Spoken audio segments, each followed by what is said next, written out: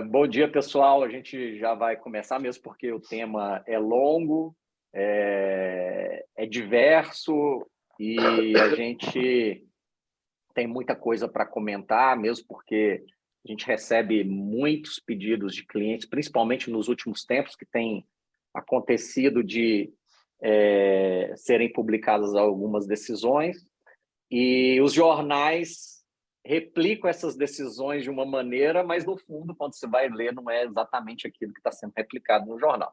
Então, qual que é o nosso objetivo aqui hoje? Nosso objetivo é passar pelas principais figuras dos descontos condicionais, incondicionais, as bonificações, sejam em mercadorias, cashback, enfim, a gente vai passar por diversas figuras que hoje são utilizadas em toda a cadeia econômica, tá? Mas, lógico, de uma maneira um pouco mais frequente no setor de varejo, né? Então, a gente vai passar por isso aí. Eu estou aqui com um grupo mais do que especial, todo mundo já conhece, mas quem ainda não conhece, eu estou olhando aqui pela ordem das figurinhas aqui, eu estou com a Ana, que é do nosso contencioso de negócios, eu estou com o Guilherme, do Consultivo Indiretos, com o meu sócio Marden, do nosso Tax BI, e eu estou com a Mari, também do Consultivo de Indiretos e Aduaneiros. Você quer colocar a apresentação aí, Gui? E só um detalhe. Pessoal, quem tiver pergunta, quiser fazer um comentário, pode jogar aqui no chat, que a gente já vai falando ao longo da apresentação, né? Mesmo porque a gente tem um período limitado e o assunto é muito diverso, então eu acho que fica mais dinâmico se vocês já forem jogando ali as questões que a gente já vai respondendo aqui, tá bom? Pode ir mais um aí. Bem, essa aqui é a figurinha, essa aqui é a ordem do dia, isso aqui que nós vamos comentar hoje. A gente vai falar sobre os conceitos, quais são essas figuras que eu acabei de dizer.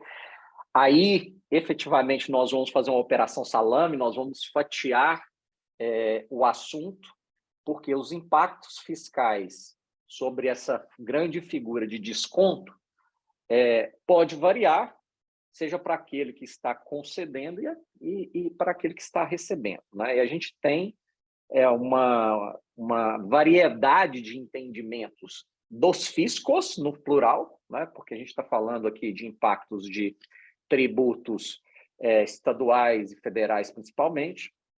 Então, a gente vai comentar quais são esses aspectos, como isso está sendo falado e discutido no mercado, quais são as variantes da jurisprudência, seja administrativa, seja judicial, para depois a gente bater bola com vocês sobre o que vai ser apresentado hoje, tá?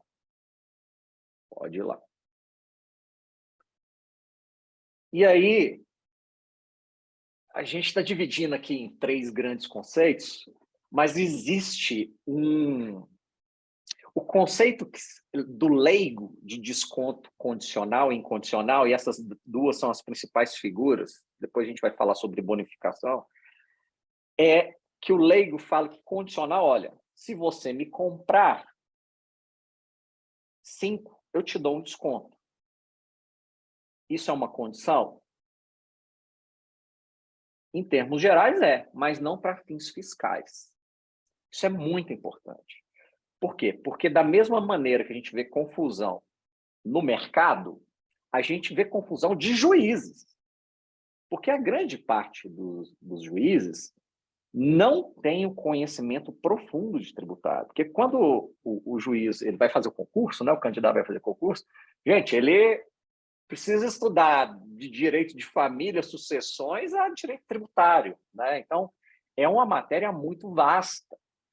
E, logicamente, essa profundidade de tributário que nós aqui temos, que a gente vive disso e estuda todos os dias, eles não têm. Então, assim, a gente vê muita batida de cabeça, batida de joelho aí nesse meio. Por quê? Porque o condição para fins fiscais é diferente do condição para o leigo e muitas vezes até o que a gente vê em algumas decisões que são sem pé nem cabeça. Então, o que é um desconto condicional que, nesse ponto, quando ele é condicional, ele gera efeitos fiscais, né?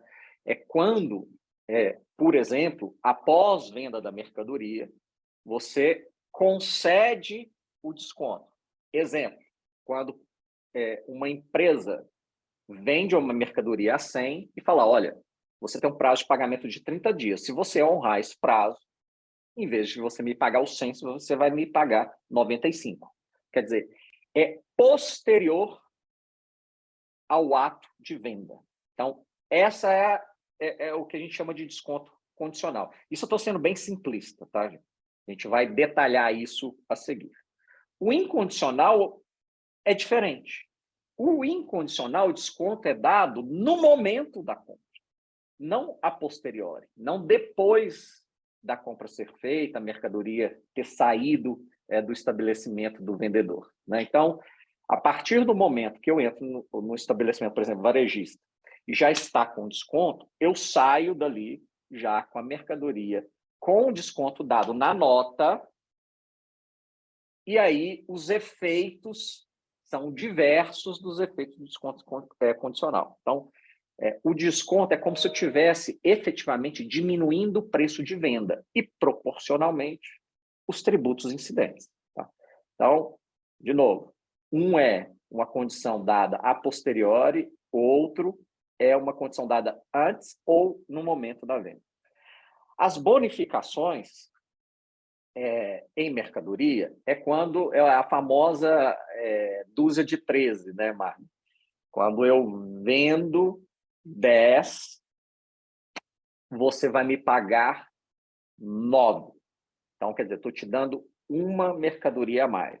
Ou, nesse caso que eu falei da dúzia de 13, eu estou te vendendo 12, estou incluindo uma a mais como uma bonificação. E aí, se eu faço esse tipo de venda na mesma nota, quer dizer, eu estou te vendendo 12, mas eu vou te entregar 13, é como se aquele preço final das 12 mercadorias fosse diluído por 13. Então, eu pego o valor total da soma das 12 mercadorias e divido por 13. Então, proporcionalmente, eu estou diluindo o preço de venda da nota pelo número de mercadorias que eu estou entregando para o meu cliente. Tá? Então, qual é o efeito disso? O efeito disso, logicamente, deveria ser, né? Isso aí a gente vai falar também como que o fisco enxerga isso aqui, que os tributos incidentes incidem sobre o valor da nota e não sobre o valor unitário de cada mercadoria. Então, eu estou fazendo incidir os tributos sobre o valor específico que eu estou faturando o meu cliente, que é o valor unitário de cada mercadoria individualmente, né? Das 12 mercadorias.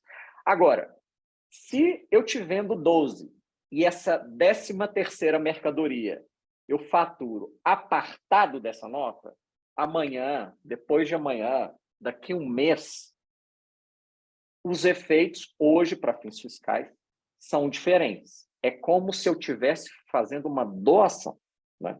Isso também a gente vai ver aqui hoje, né? Então, quando a empresa, para ficar de um ponto de vista mais confortável fiscal, quiser ter como política conceder bonificações em mercadoria, nossa recomendação é sempre faça na mesma nota. Ah, Paulo, meu contrato não é assim, muda o contrato. Quer dizer, a não ser que o seu business não permita, né? Mas é a nossa recomendação, melhor do que ficar brigando com o fisco, né? Você vai ter que contratar escritório como o nosso para poder te defender depois. Tá? E isso é muito importante, gente. Existe uma diversidade de entendimento sobre os aspectos fiscais incidentes sobre essas 3 figuras que a gente está vendo aqui, né? E o fisco, principalmente em época de vacas magras, ele vai tentar, né? Não vou falar desvirtuar, que é uma palavra muito forte, mas ele vai tentar interpretar as regras fiscais da visão dele, fiscalista, para tentar efetivamente arrecadar o máximo possível, né? E a gente tem visto isso cada vez mais, né? Existe aqui no Brasil não uma congregação de esforços entre fisco e contribuinte pelo bem comum da sociedade. O que a gente tem visto muito é o contrário, é um contra o outro, como se eles não fizessem parte da mesma sociedade, né? Até ontem eu estava dando uma palestra lá na GV para os alunos da graduação e eu citei uma pensadora famosa, que eu acho que se encaixa assim, que essa relação do fisco, né, do fisco e do contribuinte, é sempre, eu vou falar em espanhol porque a obra está em espanhol, que é o seguinte: no se vale el empate, esto es hasta darle jaque mate. Desculpa Não, você meu pode sotaque, repetir? viu? Como eu já ouvi, repita.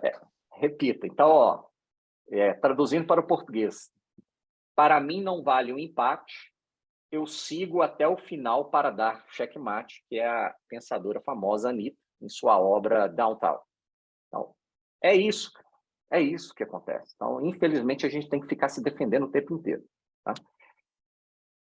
Eu acho que o próximo slide já temos a individualização de todos esses itens, inclusive a gente vai falar aqui sobre isso hoje. São práticas comerciais do mercado como um todo. É lógico que a gente vê algumas figuras que são mais comuns no varejo, mas a gente sabe que isso, em toda a cadeia econômica de comercialização de produtos, a gente tem isso aqui, né? O desconto financeiro, que se confunde em nome com aquele desconto condicional, quer dizer, dado a posteriori. Se você me pagar em tantos dias, eu te dou um desconto, em vez de me pagar 100, você vai me pagar 95. O desconto comercial, que é o da nota, né? No momento que eu te faturo, que eu te vendo efetivamente para fins fiscais, eu já concedo o desconto. Tem verba de propaganda cooperada, que isso a gente vai ver aqui também, que é uma figura ultra interessante. Voucher, cartão presente. Quem nunca foi numa loja e comprou um voucher para dar de presente para alguém, isso acontece muito. Programa de fidelidade, quem não viaja com as companhias aéreas brasileiras, né? Bonificação em mercadoria, que eu acabei de dizer, e o cashback, que você já pagou, você já comprou, e se você comprou dentro daquele período ou dentro daquela promoção, você vai receber de volta. E aí tem programas que dão em dinheiro, tem programas que te dão em crédito para você usar dentro da própria loja, geralmente uma loja virtual. Bem, esse é o resumo da ópera. Ô, Agora a gente Paulo, vai começar os trabalhos de não, sabe o que faltou refinamento dos aqui, assuntos. cara? Ah, Não sei se os saudosos selinhos. Não sei se vocês são poxa, os selinhos. selinhos, Não quero aqui selinhos, citar nomes, né? Mas selinhos. faz uma falta danada os selinhos ali, né? Que para quem Ah, coleciona. não, isso aí, sem dúvida nenhuma. Hoje, é engraçado, porque o supermercado que eu costumo frequentar, porque existe um na frente da minha casa, ele ainda até pouco tempo tinha o selinho. Agora me inventaram o aplicativo que não tem mais o selinho, Não, cara. Eu não fiquei funciona. chateado. Não, cara, Chateado. quanto produto eu já paguei mais caro só para ter o selinho? Você comprou até o que não Não, devia, né? cara, ela fala, se você comprar mais R$ 10, você ganha um selinho. Aí você vai lá e compra só para ter o selinho. É isso. É, Bem, é, é, próximo é acho você, que Gui. agora quem que vai falar é a... isso aqui acho que a gente já falou um pouco da dinâmica de mercado. O que a gente viu em complemento aí do que o Paulo falou é que as práticas comerciais, elas não ficam adstritas aos conceitos tributários que a gente tem. Então, infelizmente, a gente tem o que é desconto comercial e o que é desconto condicional ou incondicional, mas quando a gente tem no dia a dia na negociação, a gente não tem uma área comercial ligando para outra área comercial e falando, eu vou te dar um desconto incondicional em relação a essas compras. Não, a gente tem outros tipos de modalidades. Tem verba para aniversário, a gente tem os lançamentos de produto e marca, ponta de gôndola, rebaixa de preço, desconto logístico. Então, as práticas comerciais, a vida real, ela é muito distante dos conceitos que a gente tem do que a gente tem da área tributária, do que a gente tenta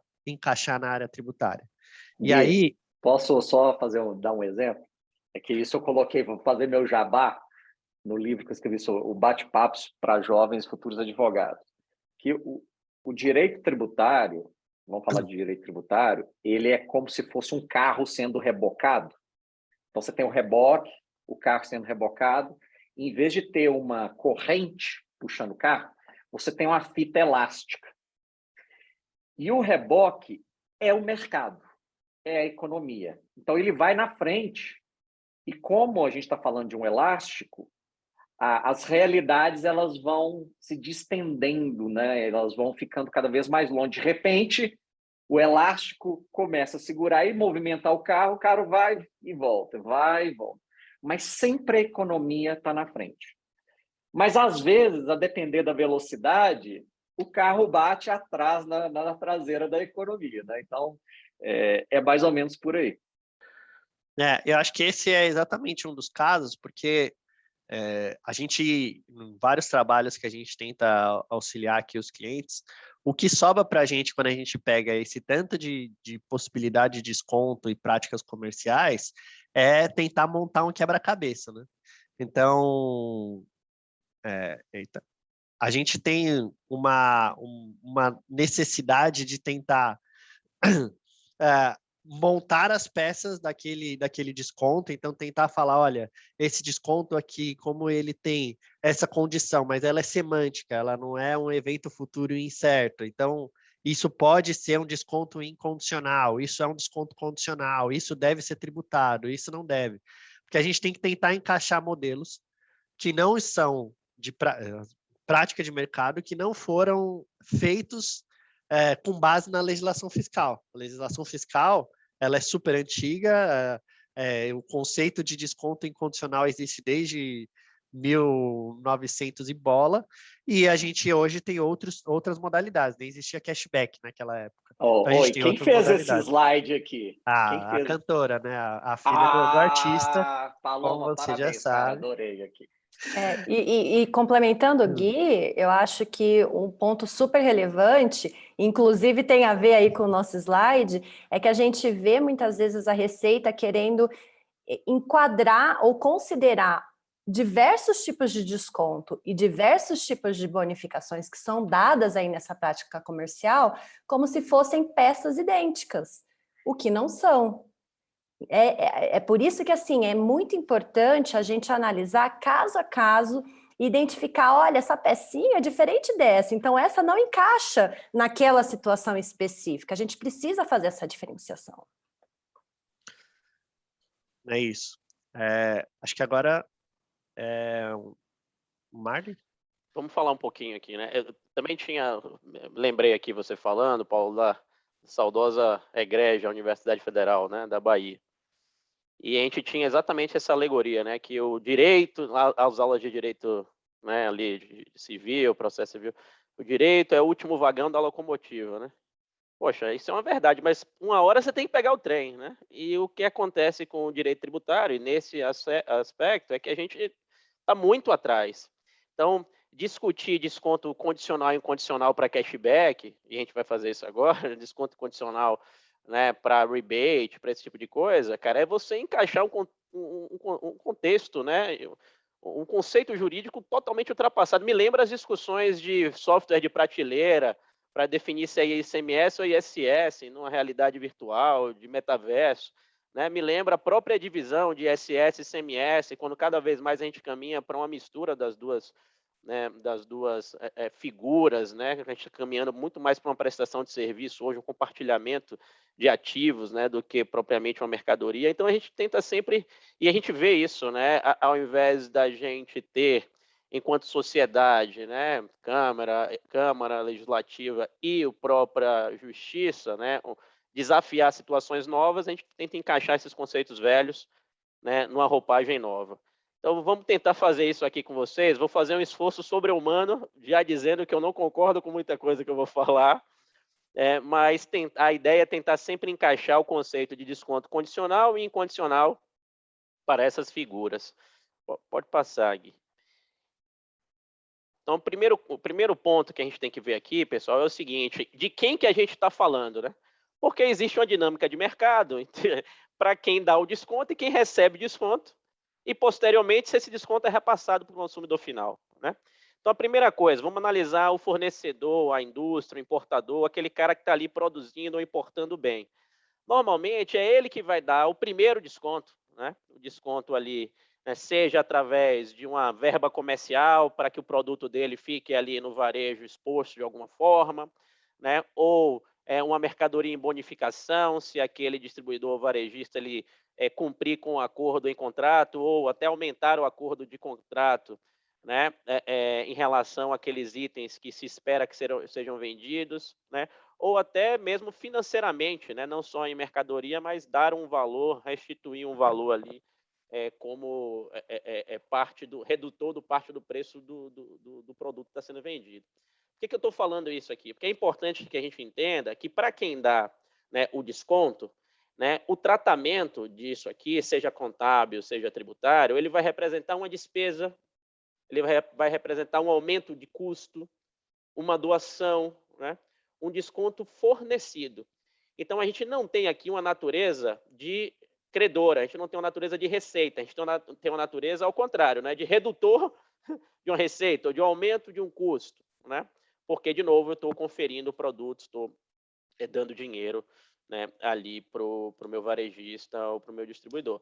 Agora, então isso vai ter um tratamento tributário. Quem concede, como é que ela tributa isso na sua saída da sua mercadoria em bonificação, no seu desconto, etc. A gente vai tratar no próximo slide. E aí a gente tem a segunda parte, que é quem recebe o desconto. Então, quem recebe o desconto, o que é que está acontecendo com ele? Ele vai ter uma redução do preço de custo. Ora, ele vai ter uma receita, muitas vezes financeira, outra, uma receita não operacional, ora operacional. Então, é preciso separar, porque a própria fala inicial do Paulo foi muito pertinente, quando disse que as matérias, elas misturam completamente a lógica, né, de tributação e confundem as cadeias de quem recebe o desconto e, portanto, ele tem um pretenso ingresso de receita ou redução de custo, e de quem confere esse desconto. E aí ele tem o aumento do custo ou então a despesa no seu resultado. Tá bom? E aí, de novo, os conceitos e as consequências estão distintas. Então, vamos falar um pouquinho, pode passar, Gui, por favor, de quem concede o desconto. Né? Então, eu sou aqui o fabricante, o importador, concedendo um desconto, né, para o meu cliente, para o meu varejista ou distribuidor, beleza? E a gente vai tratar aqui de 4 tributos que incidem sobre o consumo, na verdade 3, né? Porque PIS e COFINS deveria ser uma coisa só, e ICMS, CMS-ST deveria ser uma coisa só também, isso aí é pano para manga, né? Mas vamos lá, primeira coisa, o IPI.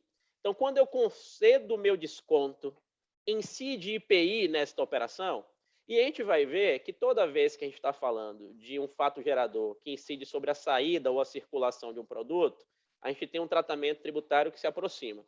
Toda vez que a gente tem um tributo que incide sobre a receita, né, conferida, o tratamento tributário ele pode ser um pouco distinto.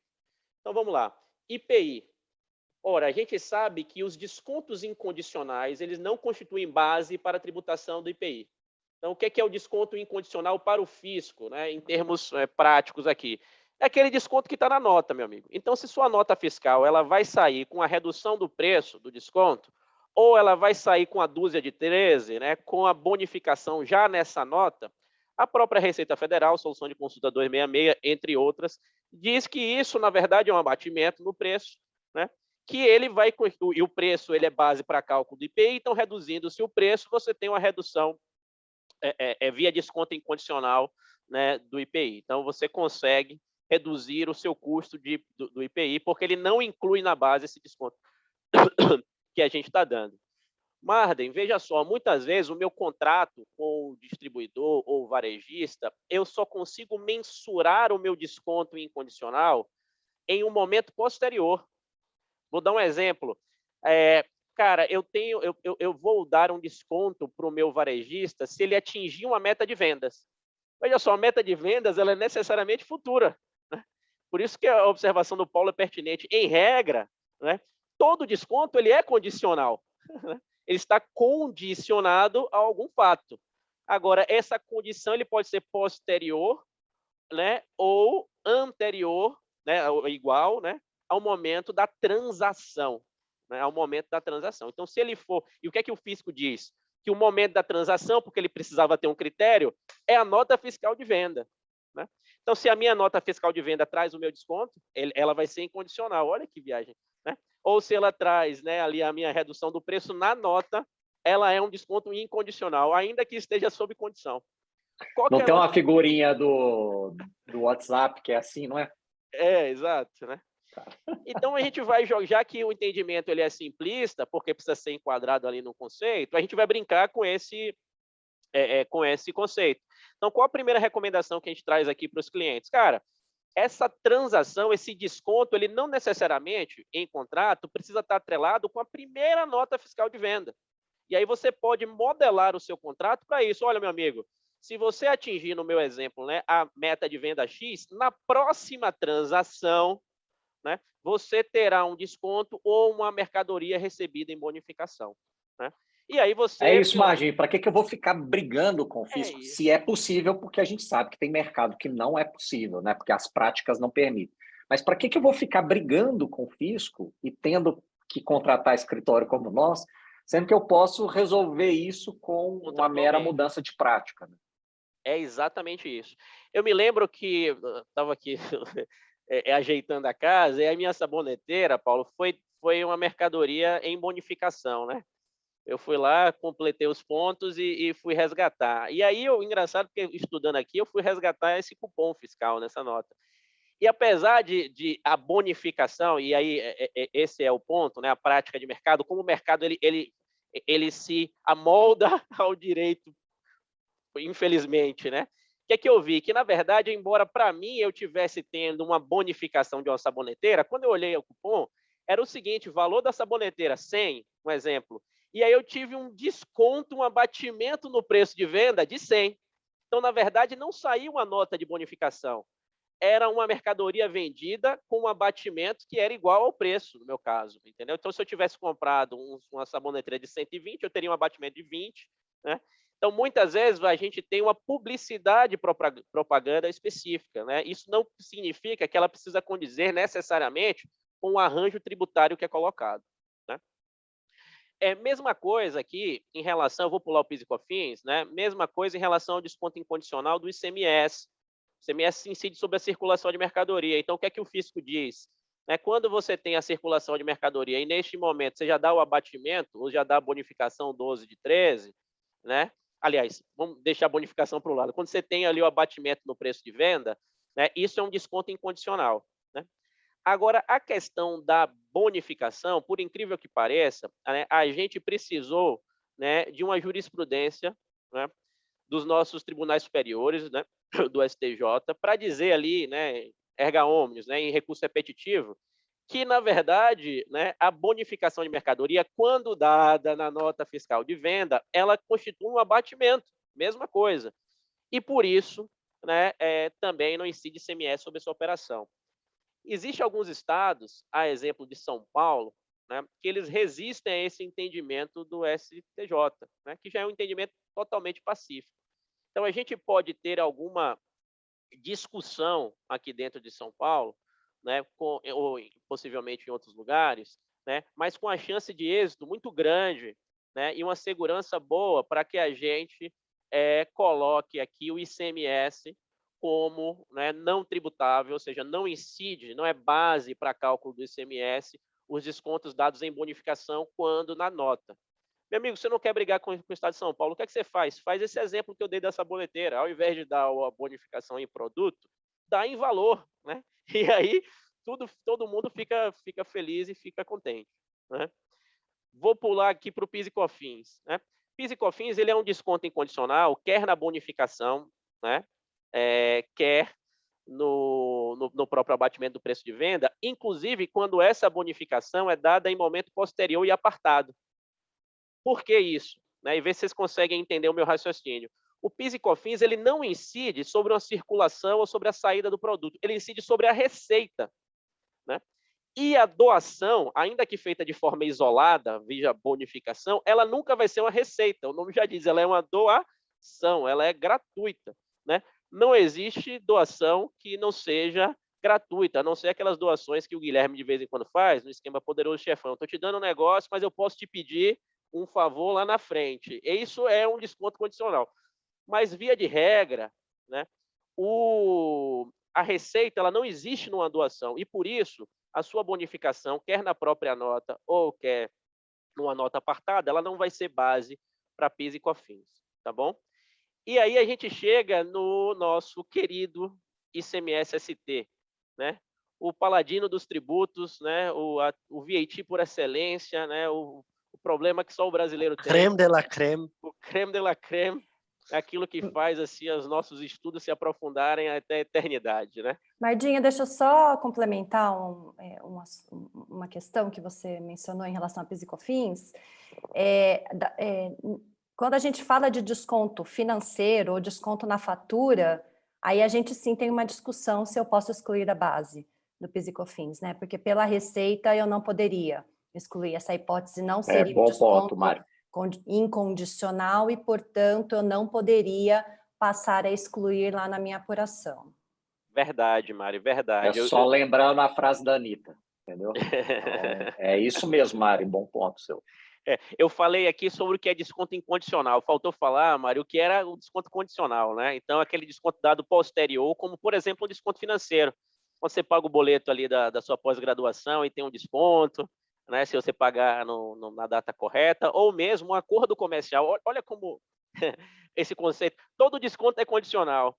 Você pode ter um contrato que diz o seguinte: eu vou te dar uma bonificação em mercadoria, um abatimento do seu preço de venda, como sobre a mesma condição, se você completar a quantidade de pedidos de ordem de compra, eu vou te dar um desconto no boleto. Veja, a natureza do desconto, pessoal, ela é a mesma, né? A diferença é o instrumento. E esse instrumento vai ter diferença para fim de tributação. Perfeito, Mari. Obrigado, viu? Então, vamos vir aqui no ICMS-ST, né? O próprio recurso repetitivo que eu disse lá em relação ao ICMS, que nos dá o conforto, dizendo assim, olha, para bonificação de mercadoria, né, você não dado como em condicional, ou seja, na mesma nota fiscal de venda, você tem a tranquilidade de não tributar o ICMS próprio. Ele diz o seguinte: eu ressalvo, exceto, né, as questões relativas ao ICMS-ST, que não é base dessa discussão. Inclusive, o próprio STJ, ele diverge, e aí depois a gente vai ver um pouquinho mais no detalhe, né, em suas várias decisões, né, sobre a tributação, ou seja, se incide ou não incide ICMS-ST num desconto, né, quer seja ele concedido via redução, quer seja ele concedido em forma de bonificação de mercadoria, né? Então, hoje a gente tem um entendimento do fisco que ainda está sendo desafiado nos tribunais em relação à tributação do ICMS-ST em relação a essas operações de desconto, tá bom? E qual que é o argumento do fisco? O argumento do fisco é bem simples e, assim, plausível. O que é que ele fala? Ele diz o seguinte: olha, eu não consigo, né, a tributação do ICMS-ST, ela se dá sobre a cadeia, né? É uma presunção do que vai acontecer daqui para frente, né? Então, eu não consigo garantir, olha o que o fisco fala, né? Se haverá repasse desse desconto na cadeia.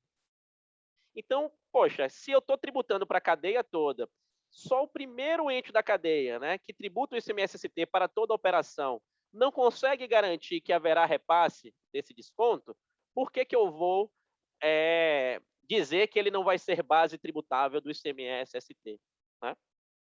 Bom, é um argumento válido, e aqui a gente tem que dar César o que é de César, Agora, a gente tem pelo menos 3 ou 4, né, ou a depender, né, da nossa criatividade, ainda mais argumentos pró-contribuintes para defender a não tributação.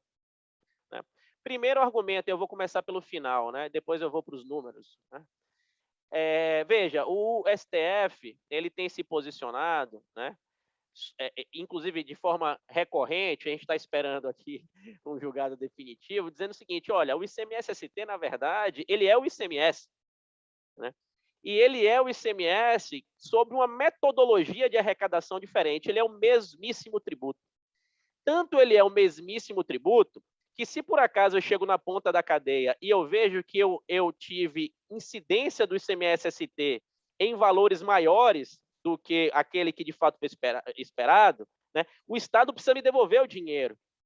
E o oposto também é verdadeiro. Os estados hoje brigam, dizem o seguinte, olha, se por acaso o ICMS-CT, essa lógica de arrecadação, trouxe um valor aos cofres públicos menor do que a operação real, né, o Estado precisa ser, né, ressarcido, né, a gente precisa complementar o pagamento. Então, isso é uma lógica clara que o ICMS-ST, na verdade, ele é o ICMS. E, como tal, a gente não poderia ter regras distintas para ICMS e ICMS-ST, certo? Esse é um primeiro argumento. Até aqui está tudo em riba, né? Então, beleza. Segundo argumento, e aqui é um argumento matemático, né? Veja, e aí a Mari fez aqui uma conta em base 1000 que me ajudou muito aqui, viu, Mari? Veja só, o entendimento... Mesmo porque, né, Mardinho, às vezes a gente vê muito isso, as pessoas sendo ultra... só fica do ponto de vista jurídico e esquece o ponto de vista econômico. Tributo é valor, gente. O que é tributo? É um valor que você retira da economia para levar para o fisco. É sempre valor. Então, a gente não pode dissociar o jurídico do econômico, como a gente sabe disso, né? Parte da doutrina um pouco mais antiga, que existe do direito pelo direito, né? Aqui a gente pensa sempre o lado econômico como sendo um item indissociável da regra tributária. Perfeito. E às vezes se a gente se atentasse, nós advogados, se nos atentássemos mais aqui à repercussão econômica e matemática, o discurso seria mais fácil, né? Olha o WhatsApp aqui. Exato. E a gente vai demonstrar isso. Então, veja só, o que é que o fisco quer, né? Olha essa primeira coluninha aqui, né? Que o desconto, no exemplo da Mari, base 1000, o desconto é 100, né? Ele é aplicado como base do ICMS próprio, tá vendo? Então, a gente tem uma redução aqui, 1000 para 100, 900, né? Beleza, mas a base do ICMS-ST, ela é composta full, né? Ou seja, eu tenho aqui uma presunção de 20%, né? O valor da mercadoria é 1000, você vê que o valor da mercadoria é 1000, ela não é 900.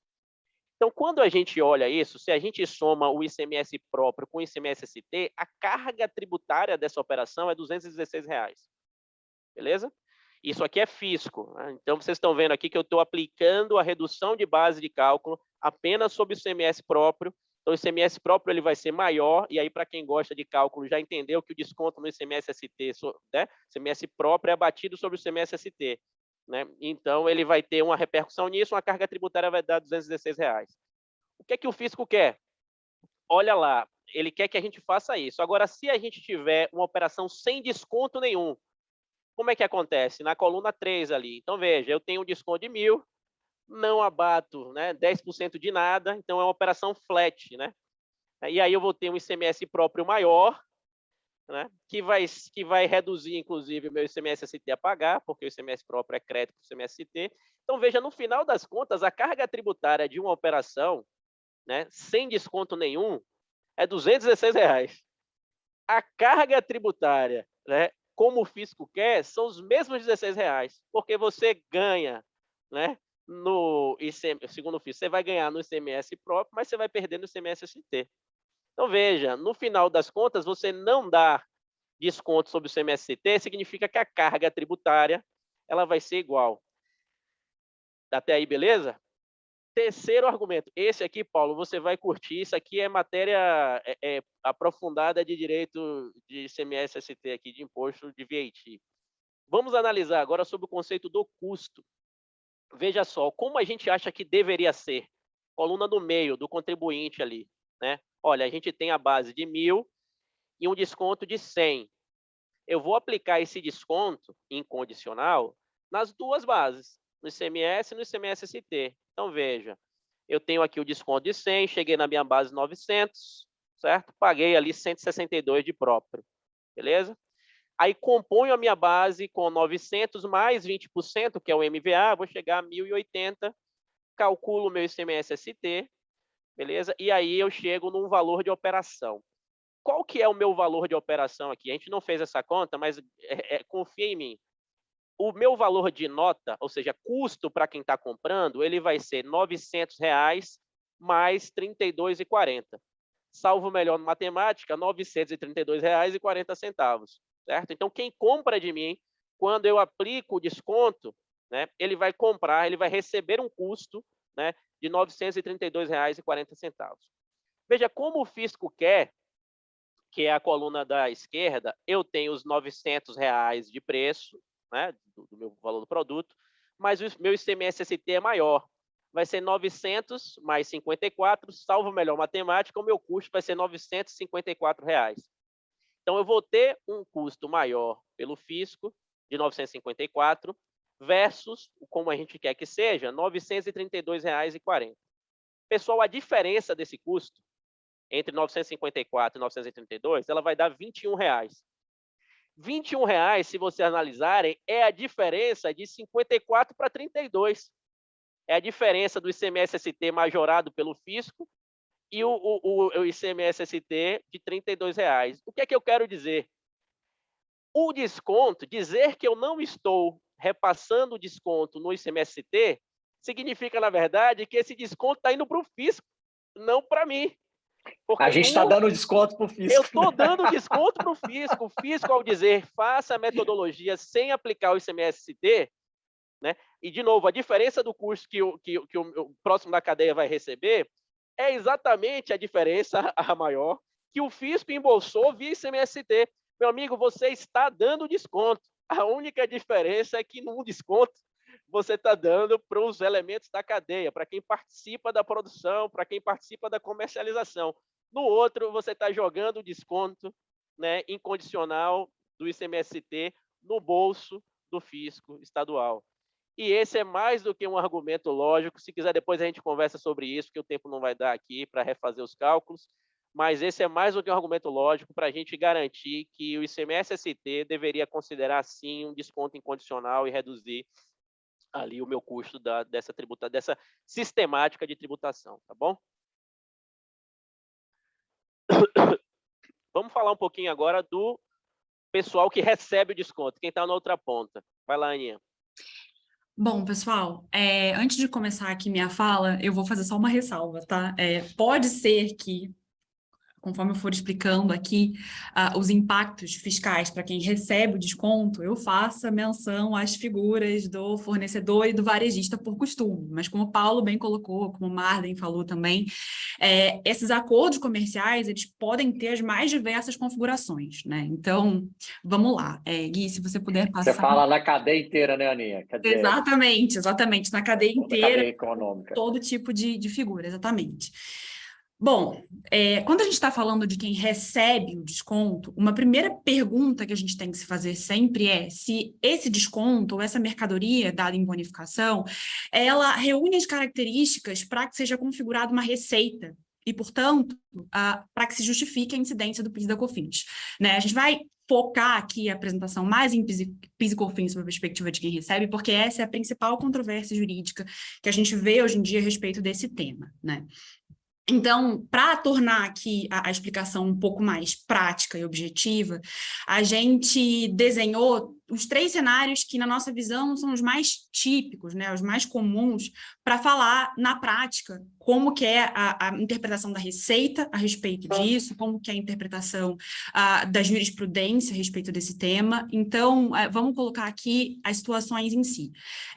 Primeiro, a gente tem aquele desconto que é concedido na própria nota fiscal, né, que reduz o valor da nota. Então, a empresa ela adquire um produto por, digamos, R$100, e, na verdade, que vale R$100, e na nota fiscal, esse produto, por conta do desconto que é concedido em nota, ele está por 50.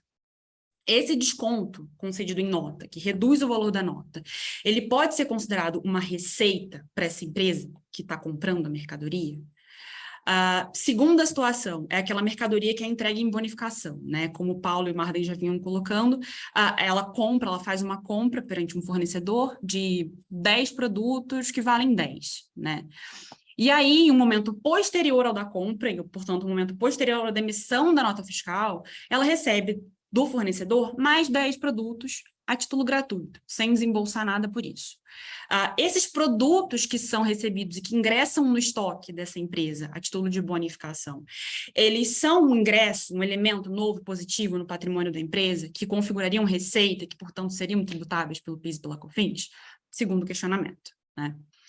E a terceira situação hipotética que a gente separou para analisar aqui é o desconto que é concedido fora da nota fiscal, ou seja, é aquele desconto em que a emissão inicial original de uma nota fiscal no valor cheio do produto, em um momento posterior, quando aquele adquirente da mercadoria vai quitar a fatura, ele recebe o desconto, então ele acaba desembolsando um valor menor do que o que ele havia registrado no passivo dele, porque ele recebeu um desconto ali. Esse desconto, essa redução que foi gerada no passivo dele, deve ser considerada uma receita do ponto de vista de quem recebe esse desconto ou não?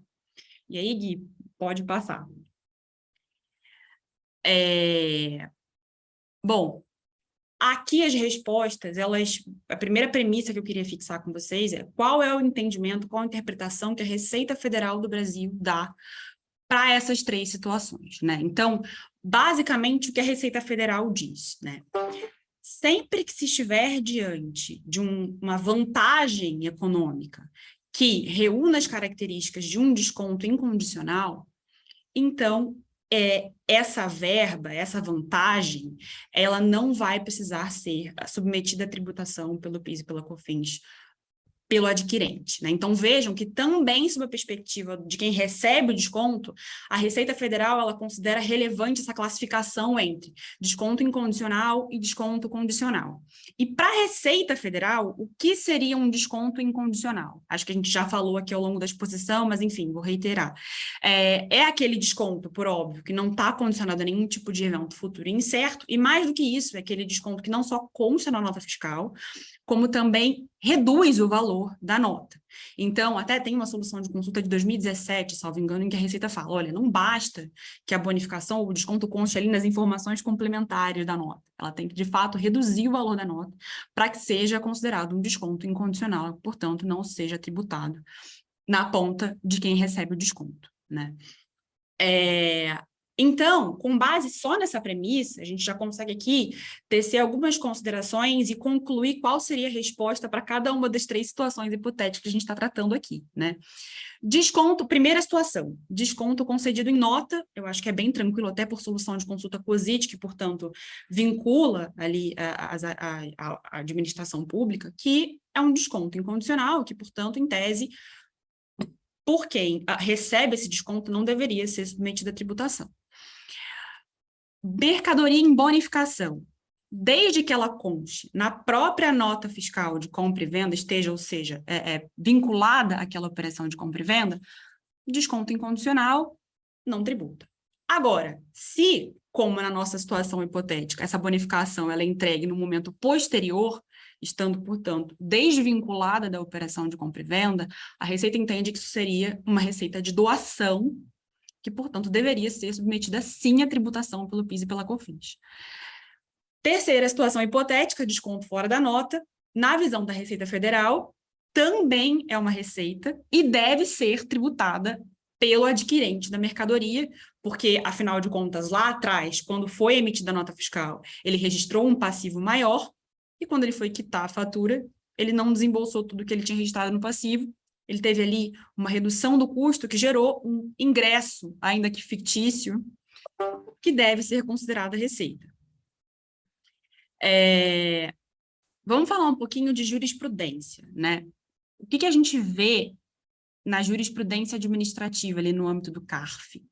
Como é de se esperar, é muito comum, e aí a gente vê isso historicamente, a inclinação dos órgãos administrativos de julgamento de seguirem essa orientação da Receita, né? Então, a grande maioria esmagadora das decisões que tratam a respeito da concessão de bonificações e descontos ao varejista é no sentido de que, para que ele não seja tributado, ele tem que constar da mesma nota fiscal e ele não pode ser condicionado a nenhum evento futuro e incerto. Tem fugas essa regra? Tem, principalmente sob o ponto de vista da prova, né? Então, tem alguns acórdãos do CARF que relativizam essa questão da necessidade de se estar numa mesma nota fiscal, a venda e a bonificação, né? Então, se eu tenho uma venda que foi feita no dia 1, e a bonificação ela foi objeto de uma outra nota fiscal, mas no mesmo dia, de uma sequência próxima, de um mesmo transportador, para um mesmo cliente, um mesmo produto, está aprovada a vinculação com a compra e venda que foi feita entre fornecedor e varejista. Então, se o varejista tem respaldo documental para comprovar que aquela bonificação que foi entregue a ele está vinculada à operação de compra e venda, a gente tem aí elementos para sustentar que seria sim um desconto incondicional, que não precisaria estar sujeito à tributação pelo PIS e pela COFINS.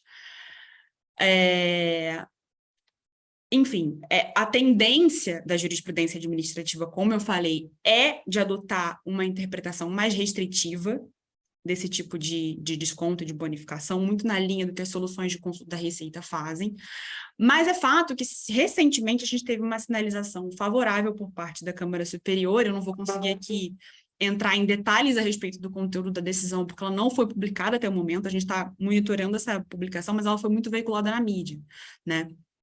Foi essa decisão da Câmara Superior aí de processo administrativo final, 2015-59, que o Gui está apontando, foi uma decisão que foi proferida num contexto de uma operação que se estabeleceu entre um fornecedor ou fornecedores e um grande varejista do mercado, e o que se entendeu, e não foi unanimidade de votos, foi inclusive por conta da aplicação do desempate para o contribuinte que essa tese prevaleceu, foi muito na linha do que o contribuinte geralmente sustenta, que é esse desconto, ou essa mercadoria bonificada que eu recebo, ela nada mais é do que um redutor do meu custo de aquisição. Então, não faz nem sentido falar que isso seria uma receita minha, porque não tem ingresso, né? Não tem ingresso, elemento novo, positivo, que, enfim, adentre meu patrimônio. Então, o máximo que aconteceu aqui foi que as variáveis da composição de preço se alteraram ali numa dinâmica que é muito comum no varejo como um todo,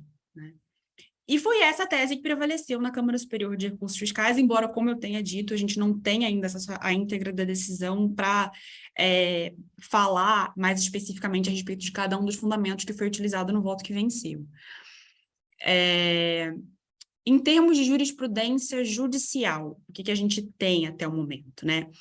Tem uma decisão recente, a gente vai entrar aqui com mais especificamente, do TRF4, que é bem positiva e que aborda a questão de uma forma bem interessante, e ela foi muito veiculada pela mídia como sendo a primeira decisão que trata do tema, né? Mas, a bem da verdade, não é bem assim que acontece, né? Não é isso que se verifica na prática.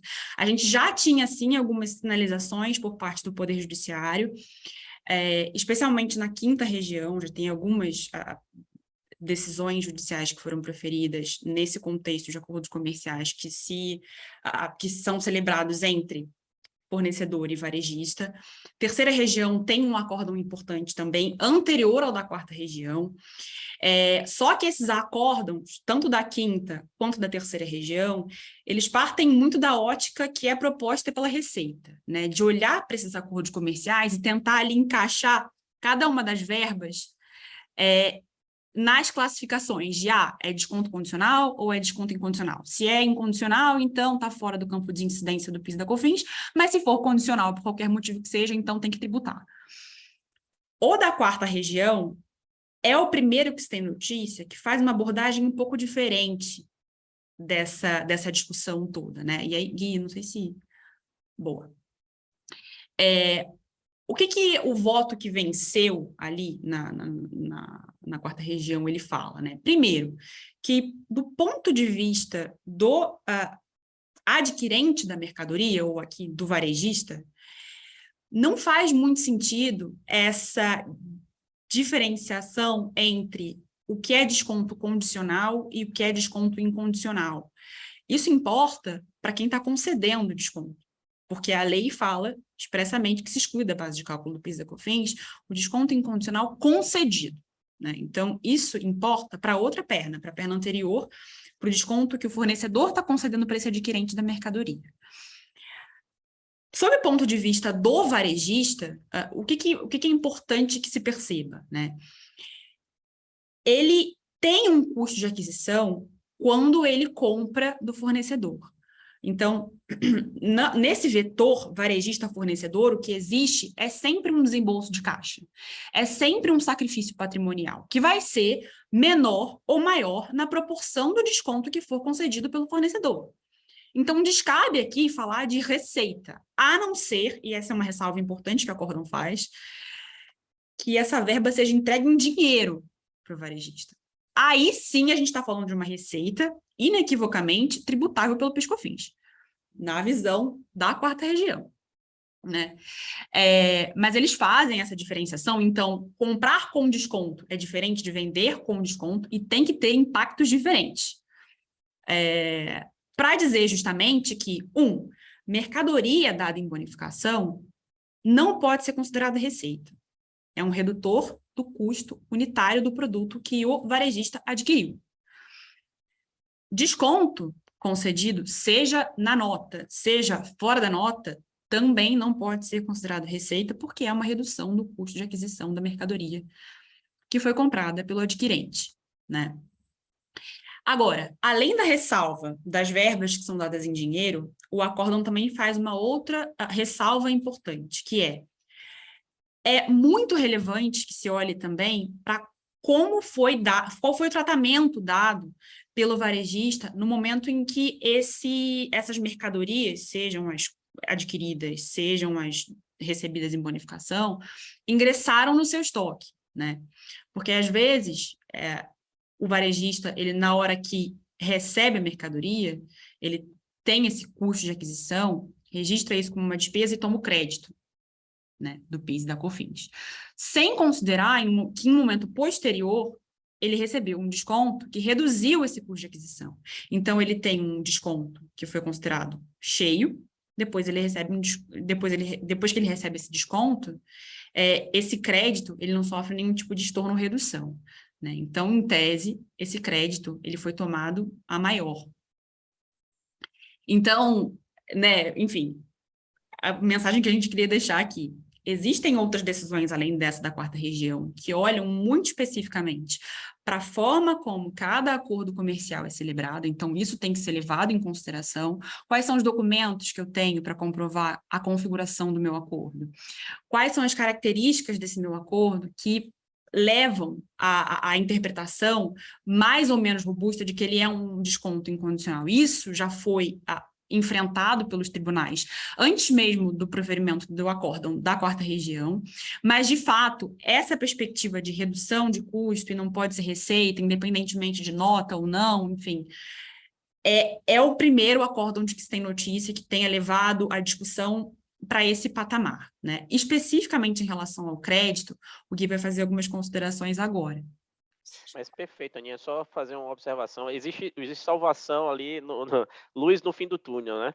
Porque você tem que dar a César o que é de César, né? Você tem que ir por partes. Então, assim, você ter uma lógica e uma linha de estudo séria e prática sobre o negócio, ainda que você abra outras frentes. Existe uma necessidade de estorno do crédito? Pode ser, né? Mas isso é um estudo sério, né? E não ali você tentar empurrar, né, um conceito goela abaixo, né, do contribuinte, né? Então, assim, é festejado, na minha visão, né, essa decisão. Mas só lembrando, e de novo, eu acho que todo Let's VAT Talk a gente fala disso. Tomar cuidado com notícia de jornal de matéria tributária, tá? Tomar muito cuidado, porque geralmente não o que parece, não é o que é. Tá bom?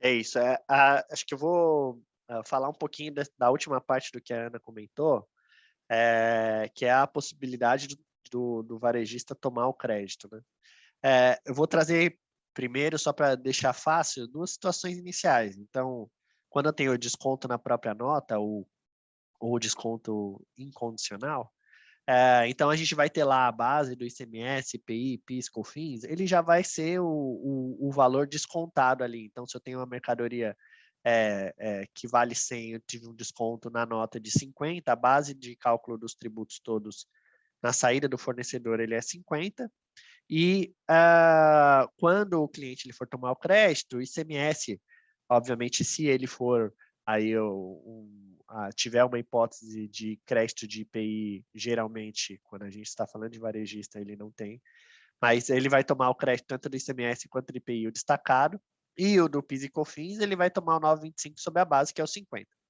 Quando a gente está falando de uma mercadoria bonificada, e aí aquela já a bonificação que é em uma outra nota, a gente sabe que o fisco ele vai cobrar, então, tanto do ICMS quanto do IPI. O PIS e COFINS, o Marden já bem falou que não é base tributável. E em relação ao crédito, o cliente, a gente tem discussão, porque tanto a legislação do ICMS quanto a legislação do IPI não prevêem possibilidade de crédito desses tributos numa entrada em bonificação. E do PIS e COFINS, não. Por quê? Porque eu não tive uma aquisição, eu não tive um dispêndio na aquisição desse produto. A terceira situação, que é o que a Aninha estava trazendo até agora, é o que me deixa um pouquinho preocupado em relação à necessidade de estorno de crédito, porque é um argumento sedutor. Então, assim, olha, puxa, se eu não tive aquele desconto, se eu não tive aquele custo, se o meu custo na aquisição ali pelo cliente, ele foi reduzido, será que eu não deveria estornar parte do crédito do PIS e COFINS? E aí, acho que a gente tem que lembrar que a gente está falando de um tributo, obviamente, se a gente estiver falando que o cliente ele está nesse caso aqui, ele está no regime cumulativo do PIS e COFINS, a gente não tem nem que falar de crédito. Mas se a gente está falando de crédito, a gente está falando de uma não cumulatividade. E quando a gente está falando da não cumulatividade do PIS e COFINS, essa não cumulatividade, ela é base contra base. Ou seja, o que vai servir de base para o meu crédito é o que serviu de base para o meu débito. Como a gente tem visto, e aí foi bem explicado aí pelo Marden também, o fornecedor, quando ele faz a operação de venda, o que está no débito dele é o valor sem o desconto. Então, por quê? Porque o desconto ele é no momento posterior à emissão da nota.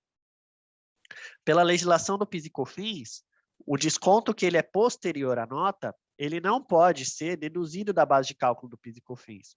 O que significa que, se a gente tiver um exemplo de uma nota que ela sai por 100, eu tenho um desconto de 20 e o fornecedor ele só recebe 80 no momento da fatura, a base de cálculo vai ser, a base que vai servir de cálculo para o PIS e COFINS vai ser 100, e ele vai pagar 9,25 de PIS e COFINS. Agora, se o cliente, por ele ter esse desconto, ele tiver que estornar parte do crédito, a base do crédito dele vai ser 80. O que significa que a gente vai ter um pedacinho, um 20, que ele vai perder, ele vai se tornar cumulativo. Essa é uma questão que eu acho que a gente, obviamente, quando a gente pensa em técnica de não cumulatividade, isso é uma situação que ela é impossível. Ou, então, o fornecedor ele tem direito a recuperar os 20 que não foram objeto da operação, então o fornecedor ele deveria estornar um débito, e aí o cliente estorna o crédito. Ou o fornecedor ele mantém o débito e o cliente toma o crédito. O que não pode é, de novo, o fisco ele pegar 20.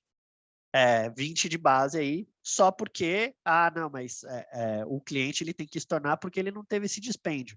Mas o fornecedor ele pagou por esse valor.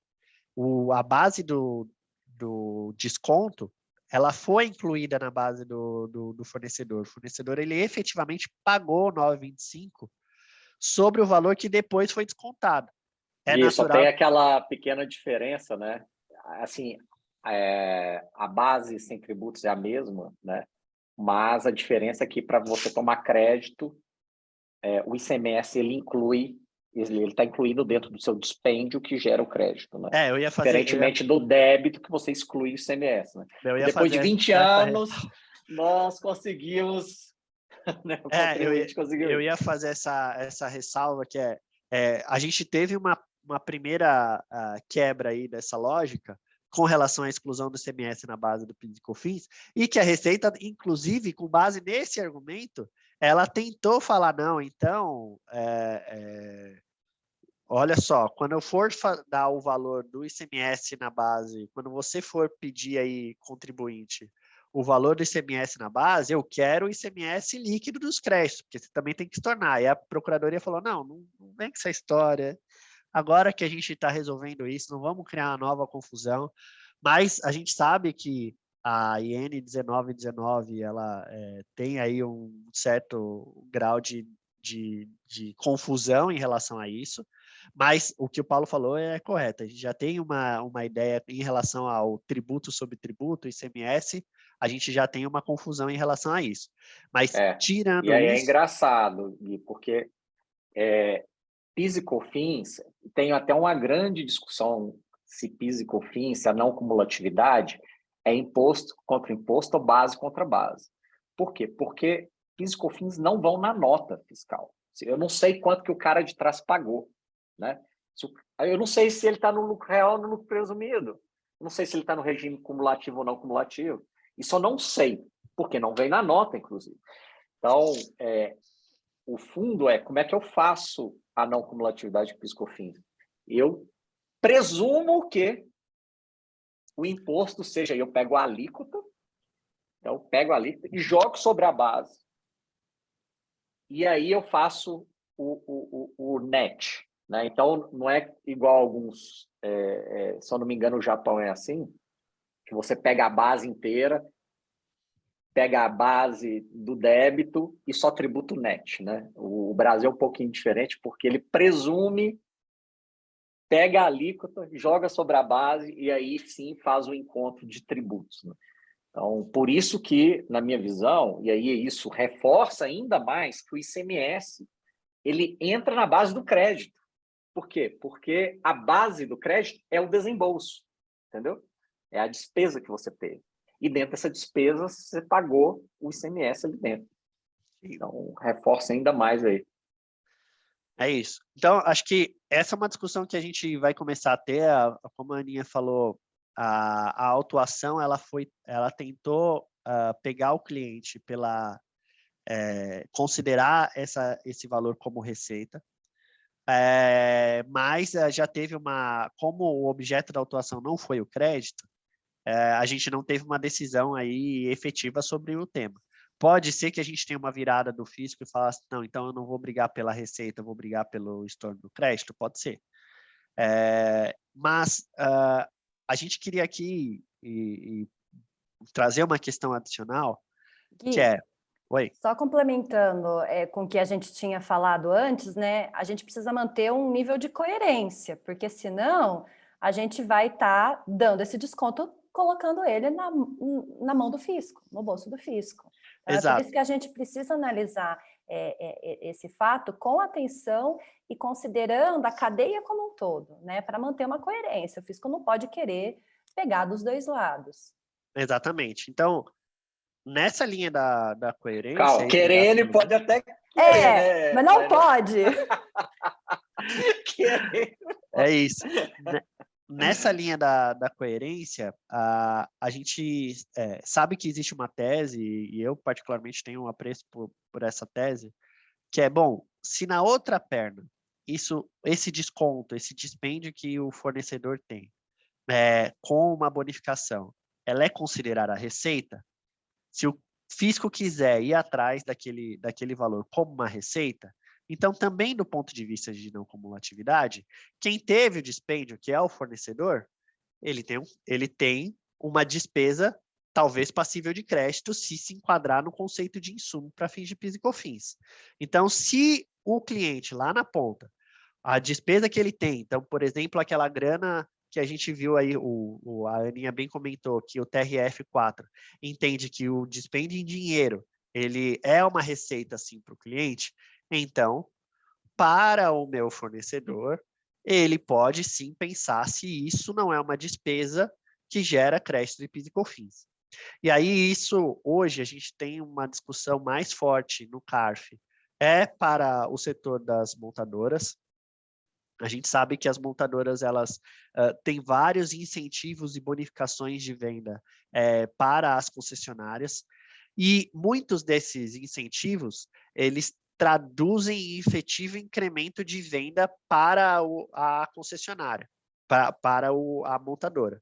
Então, eu vou dar um exemplo simples aqui. Às vezes a gente tem um carro que ele tem uma margem aí, um market share de 5%, existe uma ação de venda, a montadora ela entra com uma bonificação para poder premiar e reduzir um pouco o preço o preço dele ao consumidor final. Então, o carro custa 100, a montadora entra com uma bonificação de 10 para que a concessionária consiga atingir um preço de 90, e o market share desse veículo ele aumenta.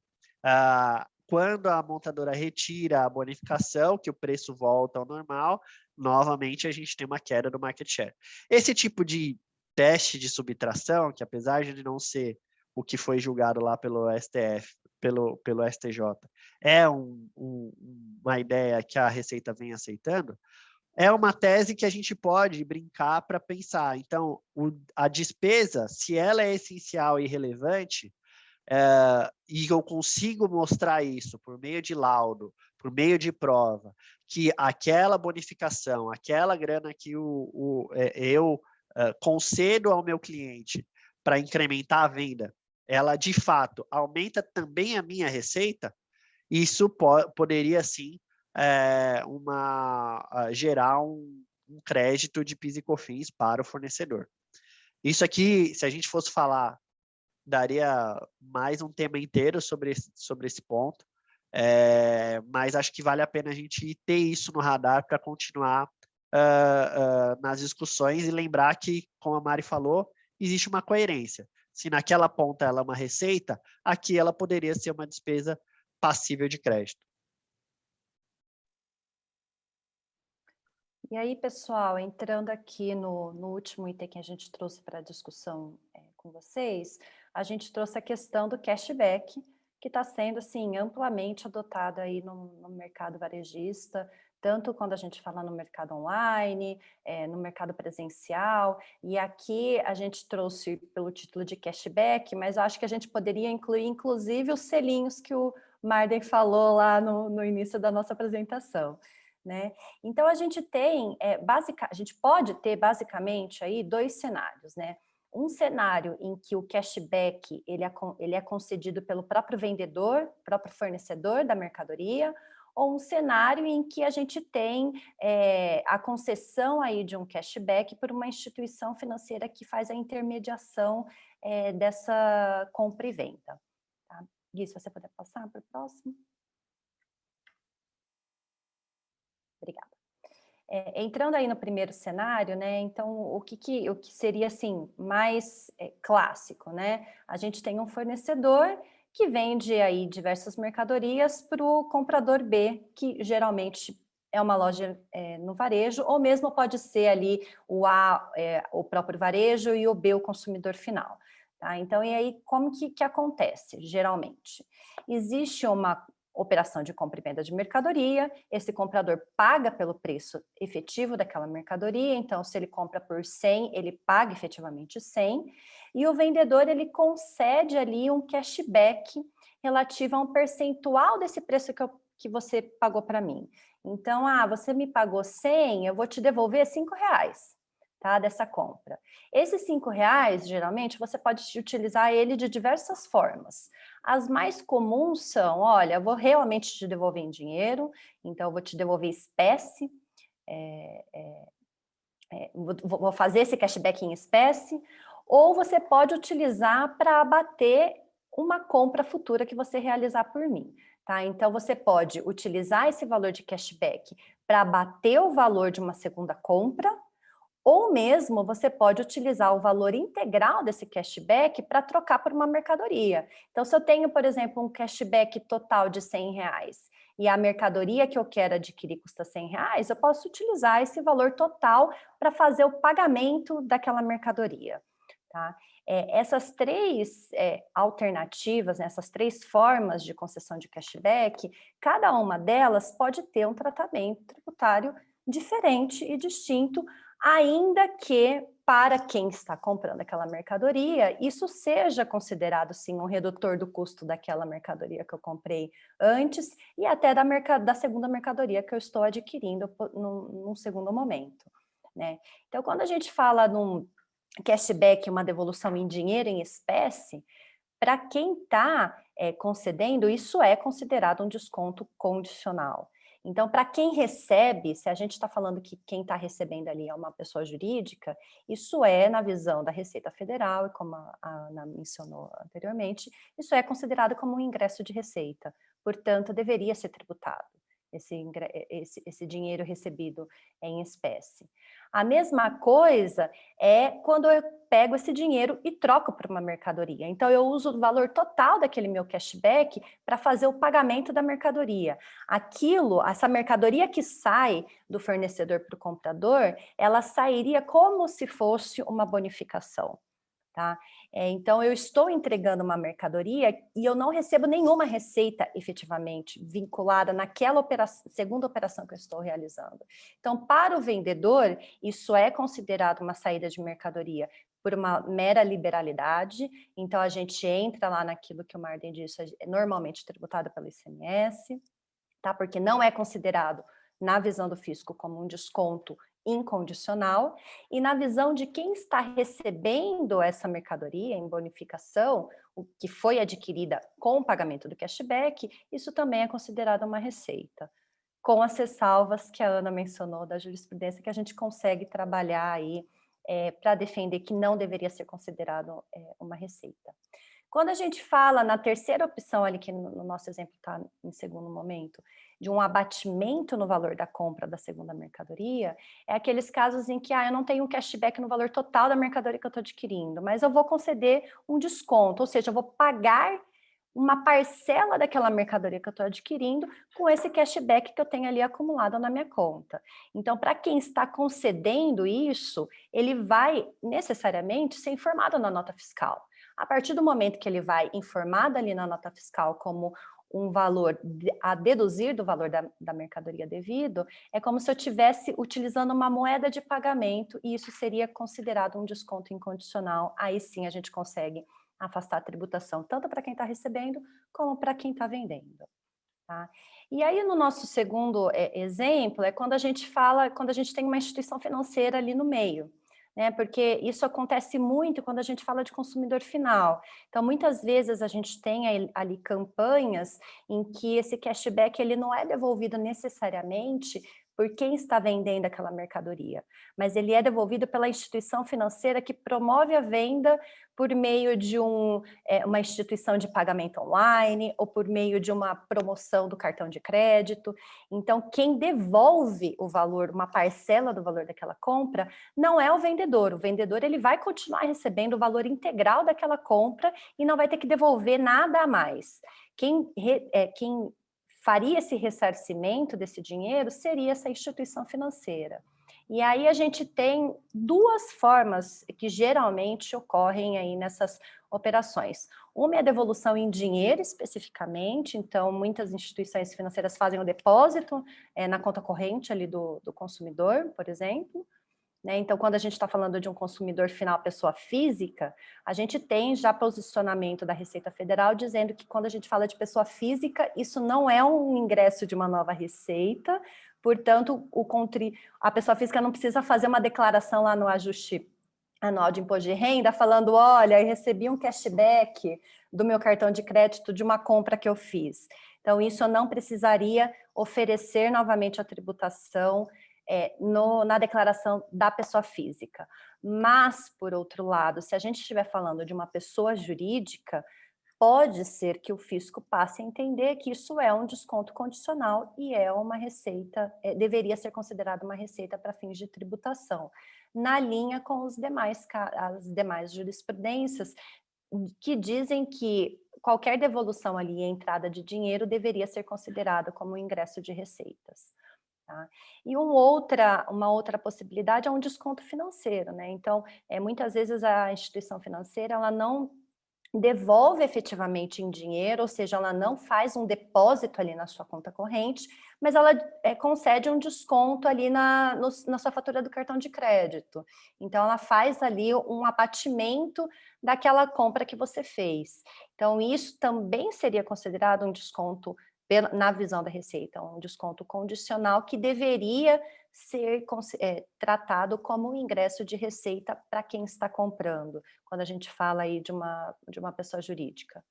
Essa situação do cashback, elas são situações muito novas e que não foram analisadas especificamente sobre esse viés pela Receita. Então, a gente não tem muita jurisprudência tratando desse tipo de situação. Mas o que a gente acredita é que se a Receita seguir um certo racional que ela está adotando para os outros casos de descontos que a gente tratou anteriormente, pode ser que ela venha a tratar essas situações dessa forma também.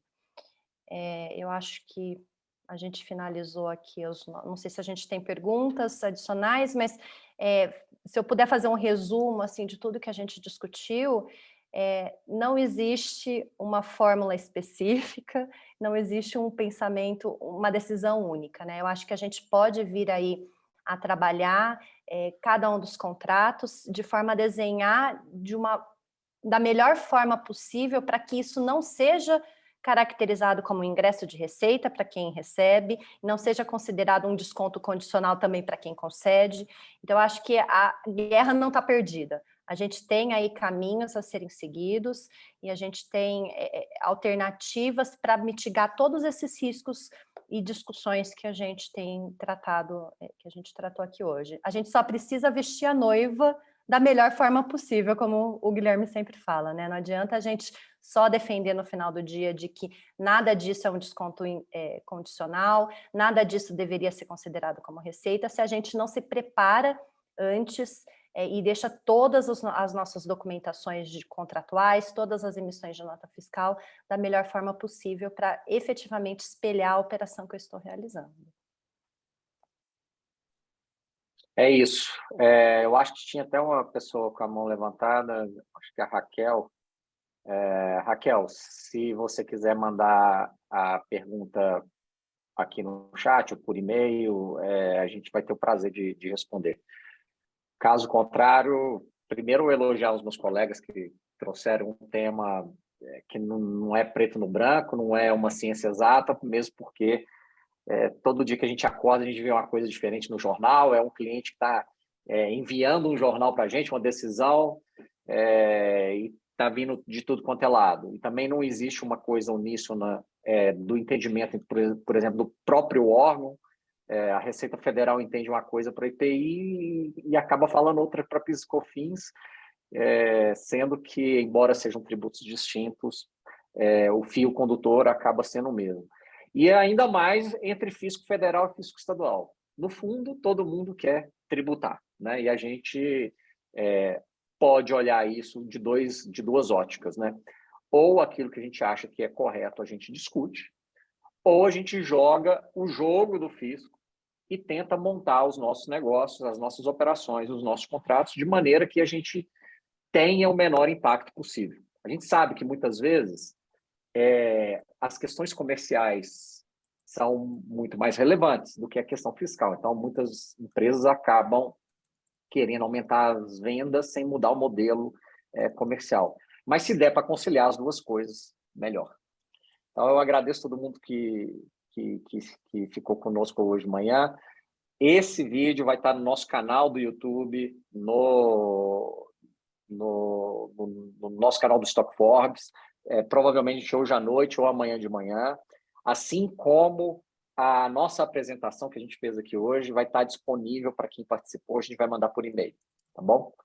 Muito obrigado, pessoal. Só fazendo um agradecimento ao nosso time que não participou aqui Que não presencialmente, está aqui, mas está mas aqui. que são partes fundamentais aí para a gente preparar todo esse conteúdo e trazer essa discussão para vocês. Sem dúvida nenhuma. Obrigado. Obrigado, pessoal. Obrigado, gente. Tchau, tchau. Obrigada, pessoal. Bom dia.